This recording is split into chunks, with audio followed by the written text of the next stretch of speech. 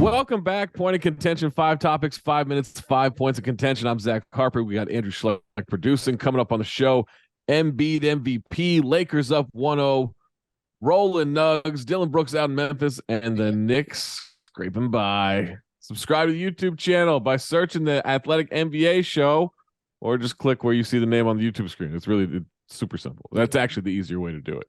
Also, subscribe to The Bounce, free NBA newsletter from The Athletic.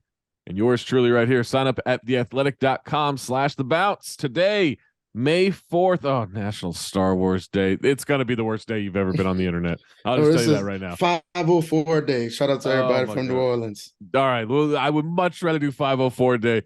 Jay, you can choose. What is your favorite Star Wars movie or your favorite Lil Wayne song? Lil Wayne song. Definitely.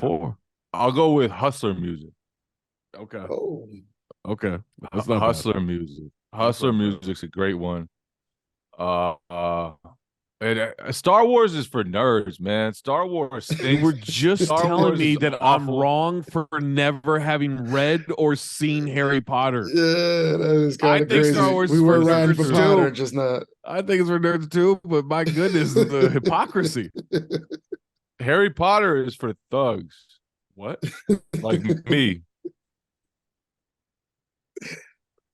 Will what? Shout out to all the Slytherins out there. We out here. Oh my god! I don't know what I woke up to. This is terrible. Zach's a Hufflepuff. Jesus, what the fuck is that? What did you just call? We have to fight? What did you just call me? What? In this corner, Jay King. In that corner, Will Guillory. Yeah, my favorite Lil Wayne song for the record is either got to be "Doors What I Got" or I might throw a "Money on My Mind" out there. I don't know, but Weezy, we gotta rep Weezy today. I'm out on all the Star Wars stuff. Yeah, I'm just gonna drive. So I'm gonna drive through. Weezy all day. Yeah, that's this Star Wars thing, man. It's just I can't do it on the internet today. Okay, every day is Star Wars Day on the internet. They're always complaining about it really is. Mando this and Jar Jar that, and I just good. You either like it or you don't. Quit complaining about it. I've never seen Star Wars, not a single one of them. I'm proud of that. You apparently are all about wearing your little glasses and your robe, and you got your little wand out and everything. Yeah, I used to go to Barnes and Noble at midnight every time the book came out. Unbelievable. I can see Jay being the big Quidditch guy. I was lined up. The only reason I know what Quidditch is from the movie The Internship with Vince Vaughn and Owen Wilson. That's a good movie. It is a good movie. That's a rewatchable movie. It's always on like FX. Like, oh, what a movie. Okay, there we go. Banter box is checked. Schleck, start the clock. Take one. Embiid MVP on Tuesday. It was announced that Joel Embiid of the Philadelphia 76ers was voted the most valuable player of the NBA. Embiid, he averaged 33, 10, and 4, shooting a career high 54.8% from the field. He beat out Jokic and Giannis by a pretty significant margin, receiving 73 first-place votes, while Jokic and Giannis received 15 and 12, respectively. Jason Tatum and Shai Gilgeous-Alexander rounded out the top 5. Also, weird little fact, someone left Jokic off their ballot completely. He only received 99 ballots. The stat community is going to be on that guy's head. It might have been someone who just didn't like his underwear. Oh my god! I mean, that is the topic du jour. I'll start with Will then. Will, no one should debate whether Embiid deserves the MVP. What did you make of him winning in a landslide? Was it groupthink? Yeah, I mean, this is how it kind of happens, right? Once we get closer to the voting time, everybody kind of leans toward one player. I don't even remember the last time we had a really close MVP vote. But I mean, I ended up voting for Joel in the end. I thought he deserved it. But yeah, I think a lot of times people end up just gravitating to, especially the same order. I feel like the vast majority of ballots are going to be Joel, Jokic, Giannis, 1, 2, 3, and probably even Tatum 4. So I think that ends up happening. But yeah, I thought Joel deserved it. I thought this was the best year of his season, the best year of his career, I should say. And I think he just brought everything for that team offensively, defensively. And I think it was great just to see him have that moment the night that they announced it, him just kind of letting out all the emotions, because this was 3 years in the making. Everybody makes fun of the fact that he campaigned so hard for the MVP, and just kind of seeing him finally having that moment. I thought it was dope. I voted for Giannis #1, just so you know. I'm one of the 12. I wish he had gotten it just so we could have seen how hilarious it would be for him to accept it after that series. That would have been pretty funny. I do love it. This guy's been eliminated, but we got to give him the award. I do love they that. call it the Dirk Nowitzki. Yeah, I do love that. Jay, were you surprised it was a landslide? Did you think it'd be closer? No, Embiid earned it. It was up for grabs going into the last month or so of the season, and Embiid gave most voters, although not Zach, no choice. It was 35 every night. It was 40 every night. It was 15 rebounds. It was getting to the free throw line 15 times, while Jokic was totally coasting, and Giannis, he was great this season. He's always great. He's Giannis. But to me, this was like Embiid's season. You can't give the trophy to anyone else because he just took it. The game he played against the Celtics late in the season that kind of stamped him as MVP, I thought, was just one of the most dominant games I will ever see. There was nothing they could do with him whatsoever. They had really good defenders on him. Yeah, it wasn't the playoffs. And it didn't matter. Yeah, poor guy's hurt. I wish he wasn't hurt. Yeah. But it's just so cool. It's crazy.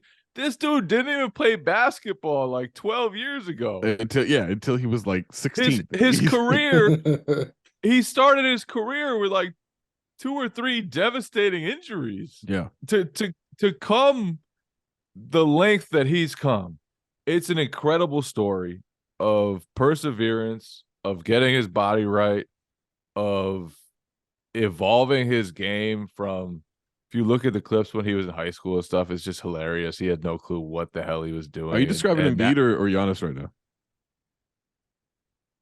Both. I could go with both. We'll go with both. The Embiid Disney movie's coming soon. Oh God, but I also want to shout out Embiid for keeping hope alive in New Orleans. I can tell you how many times I've refreshed that Embiid game logs through the first 3 years of his career. Okay, maybe Zion will be able to pull it off the way Embiid did. Well, look at all of these games Embiid missed. He's just got to give up the Shirley Temples. Yeah, give up the Shirley Temples. Maybe the Gatorade commercials, the Mountain Dew commercials. Definitely Mountain Dew should get out of here. Well, I guess we won't know about Zion until you start writing about his underwear. Yeah, right? I guess we'll never know, because I'm never writing about Zion's underwear. Don't understand what we're talking about. Pretty sure he doesn't drink Budweisers. Google Jokic boxers. That's all you can. Matter of fact, please don't Google Jokic's boxers. People out there, if you don't know what we're talking about, just don't know. Just move on with your life. You'll be much happier, I promise. Take 2. Lakers, baby. Lakers on Tuesday night. Lakers defeated the Warriors in game 1 in the Chase Center. Anthony Davis, a monster. 30, 23, and 5 with 4 block shots. Davis joined Shaq, Wilt, Kareem, and Elgin as the only players in Lakers history to record a 30-20 game in the postseason. Warriors shot the ball well from 3, hitting 21 of 53, but struggle with the size of the Lakers. Lakers 54 points in the paint. Warriors fouled the Lakers 24 times. Lakers only had 12 total fouls. That's probably what happens when you take nothing but jump shots, resulting in 29 free throws to the Warriors 6. Game 2 is tonight, again in the Chase Center. Jay, did this game 1 performance change how you feel about the series and who you got winning this one? I still think it'll be the Warriors. I still think they're going to figure this out and solve it. But this is just an awesome series. Forget the history with Steph and LeBron and Draymond, how many times those guys have met each other in the finals. Forget the fact that we're a decade beyond when they first met and they're still at a super high level, still contending teams. Just the contrast in styles between these two teams is fascinating. The Lakers just want to beat you with size and beat you inside and get to the free throw line all the time. And then the Warriors just want to shoot threes, and they want to take advantage of D'Angelo Russell and Austin Reeves and drag Anthony Davis to the perimeter if they can, but they probably can't. Who knows? I love this series because it is going to be just like the Lakers trying to dominate inside and the Warriors trying to dominate outside, and who wins? I don't know. Well, I think I wonder, the Lakers aren't going to shoot that poorly, but I also don't think that the Warriors are going to take care of the ball that well. Like, they really didn't turn the ball over, and this is a team that just throws it all over the court. So I don't really know what to make going into game 2.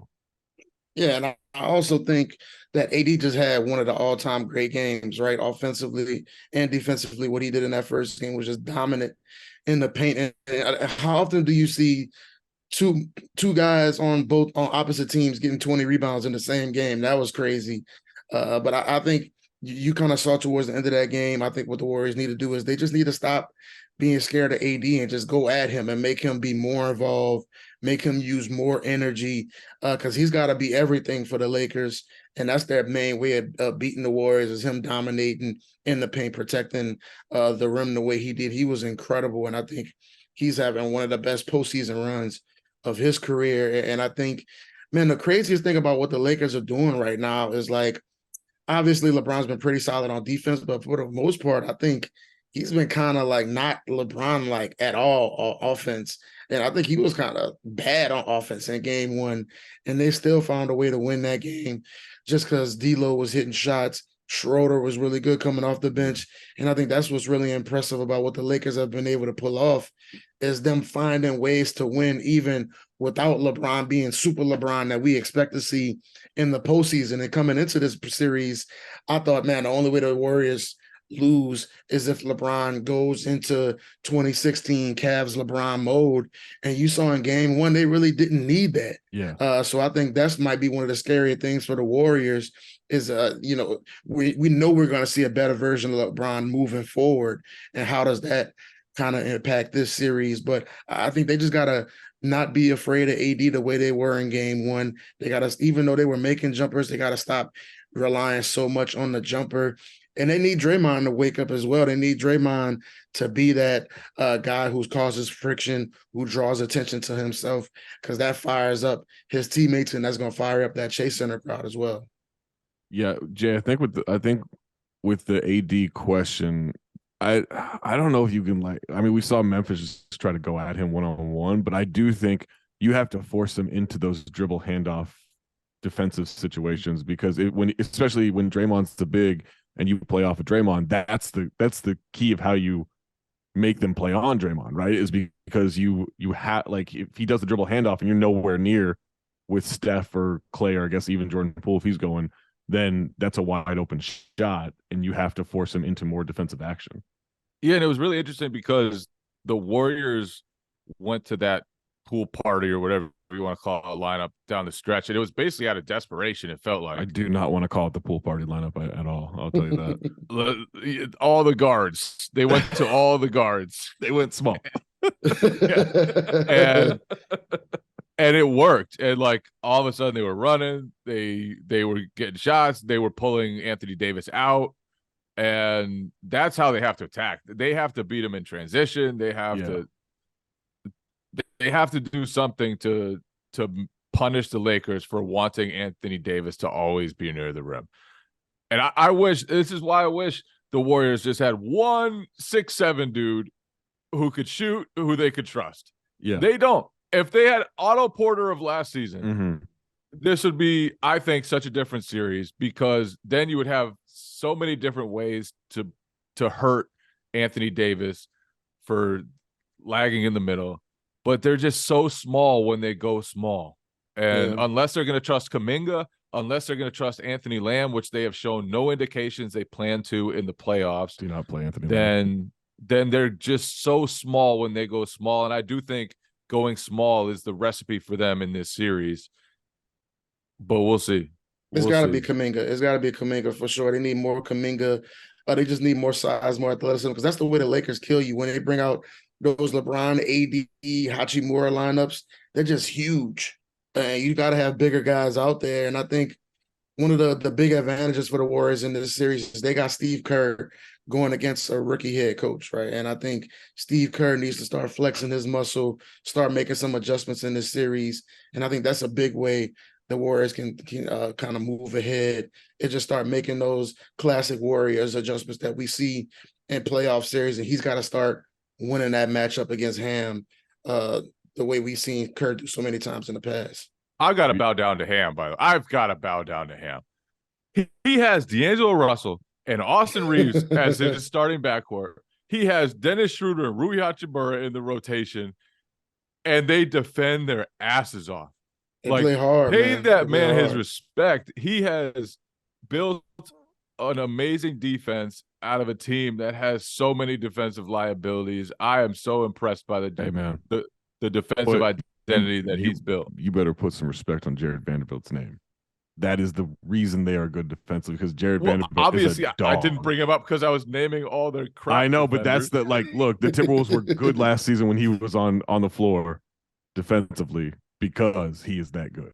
Jared Vanderbilt is a impact defender. You could see with Steph, like, as soon as Jared Vanderbilt was off his body a little bit, he's like, oh, thank God. Oh, yeah. He's like, thank goodness. Yeah. Take 3. The Nuggets, Denver Nuggets head into game 3 up 2-0 on the Phoenix Suns. Jokic dominant in game 2, 39, 16, and 5 on 17 of 30 from the field. His supporting cast, a little rough though, shooting 5-21 from 3, but no problem because the Suns, they're worse. 6 of 31 from deep, only getting 4 points on 16 shot attempts from the bench. They're struggling to find a rotation, demonstrated by Monty Williams playing 10 guys, only 13 minutes into the game Monday night. But it gets even worse than that. Chris Paul left the game in the third quarter with a groin strain and is listed as day-to-day. But also we know he's probably missing games 3, 4, and 5. But I think the Suns are going to be missing game 5 as well. Will, do the Suns still have a chance in this series, or are they too shallow to compete with Denver? I don't know how we end up here every single year. Chris Paul injured in the playoffs. I don't understand, man. It is like clockwork. Chris Paul gets hurt in the playoffs. It's crazy. Like, we made fun of Joel Embiid because he gets hurt every year in the playoffs, but it's like worse with CP. And it feels like every year we say, man, this is CP's best chance. Mm-hmm. This is going to be the year he can finally get that ring. And then he's right back on the injury report. Man, it sucks because I really think that Phoenix team was starting to find something, especially towards the end of that first round series. And now, we said it. That's a 4-man team they got over there, and they lost one of the 4 guys for at least the next 2 or 3 games. So I think it's tough, but I think Monty is going to have to trust those bench guys way more than he has through the first couple games of this series. You're just not going to beat the Nuggets playing KD and Booker 46, 47 minutes every night, just because against Jokic, they put so much stress on you on defense. You got to be on point with every single back cut, every single screen. And then you're asking those guys to go down and drop 35 and 10 assists without CP. So they're going to need a Terrence Ross. They're going to need a TJ Warren, one of those guys to step up and hit some shots, because it's just too much on booking KD right now. And man, we got to find some type of witch doctor or voodoo, or maybe we can bring out a spell from Harry Potter or something to put on CP to get those legs healthy and keep him off the injury report, keep him out of street clothes during the playoffs, man. We got to figure something out. Jay, I saw that Monty Williams said maybe they're going to play Terrence Ross and TJ Warren more to generate some offense. I forgot TJ Warren was on the team. I would fully admit, I was like, all right, TJ Warren's on the team. So will that work? If it's in the bubble, yes. But only if it's in the bubble. All right, well, we'll see if we can get a pandemic going before tomorrow night. No, that's not going to work. Terrence Ross hasn't been playable in a couple of years. TJ Warren, poor guy, had just bad injury luck and is a shell. The Phoenix's problem, number one, is Denver is just playing advanced basketball. Well, they're just trying to still figure each other out and figure out what to do with Booker, Durant. figure out what to do with the players in the rotation, figure out whether Terrence Ross and TJ Warren can help them. Like, they have Spoiler no alert, clue. they can't. No. But the other thing is their supporting cast is really bad. Like, really, really bad. They don't have guys who can shoot, but they also don't have guys who could be connective forces. They don't have guys who could beat a closeout. They don't have guys who can continue the offense. It's just, it's bad. It's bad, and I don't see a way out of it for them unless Kevin Durant Devin Booker. Kevin Durant could play some good basketball in this series for once. He was terrible in the first 2 games. But it's so hard when there's so much they can take advantage of on your team, and it's so hard when there's not, like, they don't have smart guys. They don't have guys who are like cutting and moving without the ball. They don't have guys who can pass or shoot or dribble or anything. Nothing. There's just nothing. And so it's really hard as a star when your team is predictable, your team eights are bad. And I honestly, like, I feel for Durant and Booker right now because Denver can just prey on them. They can just prey on them. He had 24 points on 27 shots. Yeah, but we know KD. But we know KD, and KD doesn't want to take 27 shots in a game, right? That's not his game.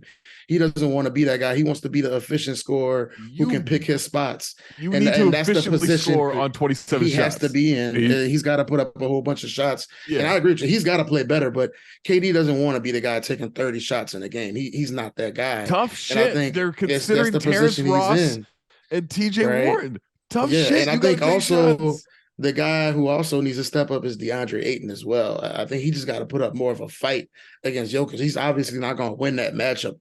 Jokic is arguably the best big in the game, but I think too often he's just he just accepts being dominated by Jokic. Just feels like he's just kind of a bystander out there. He's got to be better than that, especially with CP out. They just need more scoring. Like I said, I think that you just can't expect KD and Book to drop 40 every single game to give you a chance. You need somebody else to step up and have a 20-point game, 25-point game. Otherwise, they're just going to get steamrolled, because that's the thing when you're playing with Jokic, you're going to get a random big Jeff Green game. You're going to get a random game where Christian Brown hits 3 or 4 3-pointers, because that's the way they run their offense. Everybody's involved. The ball's moving. Guys are getting open looks. And just the way they play offensively, they're going to get efficient looks. So you got to start playing more efficient offense if you're Phoenix, and you're not going to get efficient offense with just KD pull-up jumper, Devin Booker pull-up jumper, 1-on-5, because that's just not going to get it done against a team as good as Denver. They need to find a way to take advantage of Jokic. They have not taken advantage of Jokic's defense at all. Take 4, Dillon Brooks time on Tuesday. Our own Shams Charania let this little bit of information out there. Quote, the Memphis Grizzlies have informed pending free agent Dillon Brooks that he will not be brought back under any circumstances, which is just under any circumstances. Brooks averaged 10 points on 31% from the field, 23% from 3. Said during his exit interview, I was there to 3-and-D, shoot and play defense. I got way more to my game than that. Brooks' wild solution to his problem is more shots. It's not a shock that the Grizzlies are moving on from Brooks. It is shocking that they are distancing themselves this quickly and this publicly. So, Jay, talk about Dillon Brooks. Also, what teams do you think are interested in him? I saw one of those betting emails where it's like the Rockets and the Raptors are the 2 most likely to sign him, and I thought, good Lord, that is the Raptors. A bad idea for both. Just what they need. Another, you might lose Gary Trent. Well, what if we brought in Dillon Brooks? Defensive-minded wing who can't shoot. It can't shoot. I would be in for Houston though. Houston needs somebody to come in and just tell everyone they're being an asshole. You think they that's need him? that. I think Chicago could be a fit. What about Dallas? Dallas. Dallas? What about Cleveland? Cleveland needs a playable wing in the worst way. But they got enough guys bricking corner threes. I don't know if they need one more. Playable. You said playable. Playable. Yeah, I did. I did. No, he did Portland? So much to suppress his value. Portland. What is Portland doing? What has Portland ever done? Probably trading Dame within the year. That's what they're doing. Listen, their goal is to be the 10 seed, so Dillon Brooks will be the perfect fit there. If your goal is to be the 10 seed Dillon every Brooks year, has never. Dillon Brooks goes to the playoffs, bro. What were you about to say? He's never been in the play-in tournament, then you remember they won the play-in tournament that one year? No, I was just gonna give him more respect than he deserved. But yo, I just want to say shout out to that great journalistic entity, First Take, for calling out Shams on his report, saying they don't like attention-seeking journalists, because we know nobody's seeking attention over there on First Take. We can promise you that. But nah, I think man, I think we're crapping on Dillon Brooks too much. Let me be that guy. I'm gonna be the Dillon Brooks defender here. I think he will be a good fit in Houston or Dallas. That dude still plays good defense. He can defend multiple positions. He's a horrible shooter. He shoots way too much. He talks way too much. Hopefully, this whole experience humbles him a little bit. The problem is his game. I've got more to my game. That's a quote. Yeah, that quote was crazy. He can't dribble. I gotta admit, he can't dribble. Like, the Lakers were leaving you wide open, my man. Oh, like, we saw the more to your game, and that wasn't there. He can't. It looks like he's dribbling a football. He can't dribble. He's got to just like get on his Pat Bev vibe, where it's like, look, I'm here to take 3 or 4 shots and play defense and talk a little crap, but I'm here to play defense. And I think he's like, I can get you 20, and he's not that guy. He shouldn't be that guy, but he can still bring value to teams. There's a reason why the Memphis Grizzlies have been one of the best defenses in the league the past few years. He's a big part of that. And like we said, he's been to the playoffs the past few years because they're able to put good defenses on the court consistently with him being a starter. But he's been garbage in them. He's been garbage in the playoffs. He's garbage offensively. I think he still contributes on defense. He gets torched. He didn't do shit defensively in that Lakers series. He got torched. The Grizzlies have done this, man. He got torched so bad that he nut-tapped LeBron just to get thrown out of the game. They threw that man under the bus as if that whole squad wasn't talking trash. As if that knows he just lied into the camera saying that was inadvertent. No, I'm not gonna put that on that man. Hufflepuffing or whatever the fuck you called me earlier. I think karma's coming back for the Grizzlies. I'm gonna remind y'all of this next year. Throwing Dillon Brooks under the bus is gonna come back and bite them, because Dillon Brooks wasn't the reason why everybody was hating the Grizzlies this year. Dillon Brooks wasn't the reason they lost by 40 in Game 6. They got other problems outside of Dillon Brooks. They let Kyle Anderson go. They traded D'Anthony Melton. And it's like, if your plan was to let go of Dillon Brooks, why did you get rid of the other defensive-minded wings on your roster who could have done a higher intelligence job? They could have really used Melton. Yeah. So who's playing perimeter D in Memphis now with Dillon Brooks, Melton, and Kyle Anderson gone? Who's checking somebody now in Memphis? It's going to be Jake LaRavia? I'll tell you, I'd rather have Luke Kennard out there than Dillon Brooks. Listen, man, you're going to be losing a lot more games by about 40 if that's your best option. At least you got a shooter out there. Like, he tanks so many offensive possessions because he's just Leroy Jenkins, like, just crashing into things and not having a plan. He's bad. Someone needs to look him in the eye and get through to him, because LeBron just did, and he wet himself. I know the Grizzlies try to tell him, like, that's not you, Dillon. That's not you. You can't be. He had a 28% usage rate last season. 28. Exactly. And he says, I got more to my game. Fuck out of here. All right, take 5. Knicks Heat. The Heat and the Knicks are tied 1-1 heading back to Miami. Knicks are breathing a little bit of a sigh of relief that they're not down 0-2. It become exactly what Tibbs wanted them to be over the last few months, scraping and clawing for every win down the stretch and in the first round. And that version of the Knicks has not showed up against the Heat, because the Heat are better at that. The Knicks are missing rotations. They've been out-executed by the Heat, who are without Tyler Hero, Victor Oladipo, and no Jimmy Butler in Game 2. Will, what do you make of the Knicks so far against the Heat, and who do you favor in this series moving forward? I thought they were pretty good in game two. I thought I was shocked just to see how Miami was able to stay in it as long as they did. And if anything, it felt like Miami kind of gave it away there in the end. I feel like they had a really good chance to win that game. But we all know this series is going to come down to Jimmy Butler's ankle. If Jimmy Butler's healthy, Miami's got a really good chance. And if not, I feel like they've got no chance whatsoever. I think getting Julius Randle back is going to give New York a nice boost offensively, just to take some pressure off of Jalen Brunson, not have RJ Barrett out there feeling like he's got to give you 20 every game, because we know how up and down he is. But I think, you've seen just how much big of an impact Spo has been able to make so far with his adjustments, the way he's able to find open shots for these guys like Max Strus and Caleb Martin. He's getting the most out of all of these dudes. And I think if you put Jimmy Butler back in the mix, this Heat team can be really dangerous on any given night. But if he's not healthy, then I think Jalen Brunson and Julius are just going to be too much. And I feel like the Knicks' depth overall is going to start kicking in after a while. Jay, you ready to admit you were wrong about the Heat once again?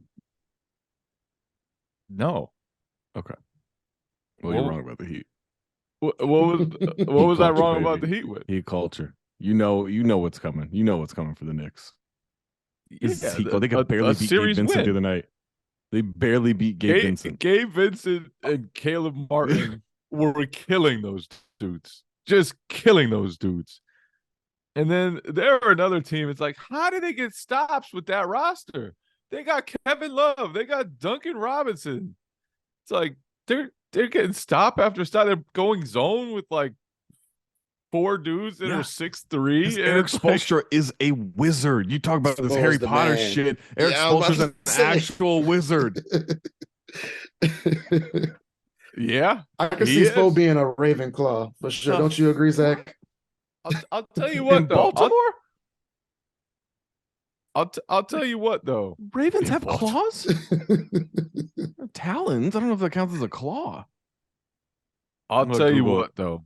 Julius Randle made some patient passes in game 2. Julius Randle, I guess technically a claw is a talon is a claw. Okay. Julius Randle. Julius Randle was facilitating. Julius Randle, he is so much bigger than most of their wings. And Jimmy Butler coming back changes that to some extent, but Julius Randle is still huge and super physical. And whether they go zone, whether they go man, if he's patient. You know who else is bigger than most of their wings? Giannis and Chris Middleton. Where are they?